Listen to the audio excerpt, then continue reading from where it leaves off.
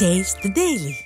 மதுரையில் எழுச்சி பயணம் மேற்கொண்டுள்ள அதிமுக பொதுச் செயலாளர் எடப்பாடி கே பழனிசாமியுடன் பல்வேறு சங்கங்களைச் சேர்ந்த பிரதிநிதிகள் கலந்துரையாடி தங்களது கோரிக்கைகளை முன்வைத்ததோடு திமுக ஆட்சியில் எதிர்கொள்ளும் இன்னல்கள் குறித்தும் எடுத்துரைத்தனர்.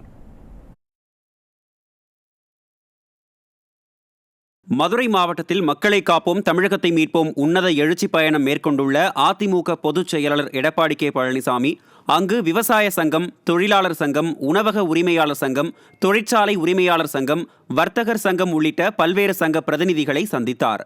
அப்போது அதிமுக ஆட்சியின் சாதனைகளுக்கு பொதுச் செயலாளரிடம் நன்றி தெரிவித்த சங்க உரிமையாளர்கள் தங்களது கோரிக்கைகளையும் முன்வைத்தனர். மேலும் மக்கள் விரோத ஸ்டாலின் ஆட்சியில் தினந்தோறும் எதிர்கொள்ளும் இன்னல்கள் குறித்தும் அதிமுக பொதுச் செயலாளரிடம் விளக்கினர். வர்த்தகர் சங்கம் சார்பாக பேசிய ஜெகதீசன், அதிமுக ஆட்சிக்கு வந்தவுடன் மதுரை உட்பட தென் மாவட்டங்களில் பின்தங்கிய நிலையில் உள்ள தொழில் வளர்ச்சியை மேம்படுத்த நடவடிக்கை எடுக்க வேண்டும் என கோரிக்கை வைத்தார். தமிழகத்தில் தொழில் வளர்ச்சி சீராக இல்லை. அதுவும் வட தமிழகத்தில் சென்னையை சுற்றி, மேற்கு தமிழகத்தில், மத்திய தமிழகத்தில் திருச்சியில் இருக்கிறது கூட தென் தமிழகத்தில் இல்லை. தென் தமிழகத்தில் 10 மாவட்டங்கள் இருக்குது. 30% தமிழக மக்கள் தொகை இருக்குது. அதில் தூத்துக்குடி மாவட்டத்தை தவிர மற்ற எந்த மாவட்டத்திலையும் ஒரு பெரிய தொழிற்சாலை இல்லை.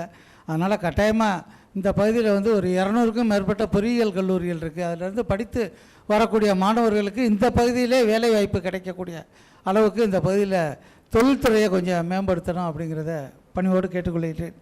இதனைத் தொடர்ந்து பேசிய தொழிற்சாலை உரிமையாளர் சங்க பிரதிநிதி கோடீஸ்வரன், திமுக ஆட்சியில் நிகழும் மின்வெட்டின் காரணமாக சிறு குறு மற்றும் நடுத்தர தொழில் நிறுவனங்கள் முடங்கியிருப்பதாகவும் மீண்டும் முதல்வராக பொறுப்பேற்றதும் சீரான மின் விநியோகத்தை வழங்க வேண்டும் என்றும் புரட்சி தமிழரிடம் வலியுறுத்தினார். எம்எஸ்எம்இ இண்டஸ்ட்ரீஸ் கரண்ட் கட்டில் ஏறக்குறைய 30% அழிஞ்சிருச்சு. இன்னும் அழிஞ்சிக்கிட்டு இருக்கு. எம்எஸ்எம்இ தொழில்துறை முடங்கியதுனால நாட்டின் பொருளாதார வளர்ச்சியும் கட்டாயம் குறையும். ஏகப்பட்ட பேர் வேலை இல்லாமல் வெளியே அனுப்பிச்சிட்டாங்க.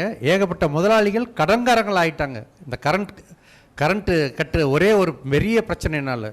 அதனால் ஐயா மீண்டும் ஆட்சிக்கு வந்தவுடன் இந்த எலக்ட்ரிசிட்டி பிரச்சனையை முதல்ல தீர்த்து எம்எஸ்எம்இ நிறுவனங்களுக்கு உயிர் கொடுக்குமாறு வேண்டி விரும்பி கேட்டுக்கொள்கிறேன். அனைத்து சங்க பிரதிநிதிகளின் கோரிக்கைகளையும் குறைகளையும் பொறுமையாக கேட்டறிந்த கழக பொதுச் செயலாளர் அதிமுக ஆட்சி அமைந்ததும் கோரிக்கைகள் குறித்து நடவடிக்கை எடுக்கப்படும் என உறுதியளித்தார். இந்நிகழ்வில் முன்னாள் அமைச்சர்கள் RB உதயகுமார், செல்லூர் ராஜு, காமராஜ் மற்றும் வளர்மதி, மதுரை புறநகர் கிழக்கு மாவட்ட செயலாளர் ராஜன் செல்லப்பா உள்ளிட்ட கழக நிர்வாகிகள் பங்கேற்றனர்.